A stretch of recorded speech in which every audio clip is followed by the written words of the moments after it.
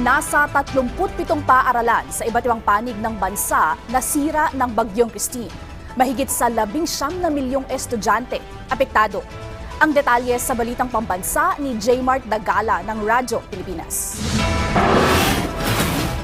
Tumaas pa ang bilang ng mga apektadong paaralan sa iba't ibang panig ng bansa bunsod ng pananalasa ng Bagyong Christine. Batay sa datos ng Department of Education, pumalo na sa mahigit 37,000 paaralan na apektado buhat sa 15 rehiyon.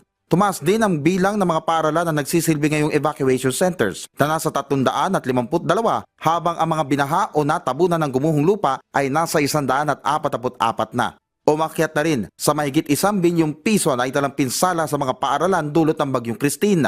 322 rito ay totally damaged o tuluyang nasira habang nasa 500 at 4 ang partially o bahagyan nawasak ng bagyo. Samantala, aabot naman sa mahigit 19 na milyong mag-aaralan na apektuhan ng bagyo. Gayon din ang nasa mahigit 730,000 mga guro at non-teaching personnel. Batay naman sa datos sa National Disaster Risk Reduction and Management Council, nasa mahigit 1,400 kabahayan na nawasak ng bagyo. Mula ito sa 11 rehiyon sa bansa kung saan pinakamarami ang napinsalang infrastruktura na nagmula sa Bicol Region at Western Visayas. Nagpapatuloy naman ang ginagawang damage assessment ng NDRRMC katuwang ang mga kinaukulang ahensya ng pamahalaan hinggil sa pinsala ng bagyo sa sektor ng infrastruktura.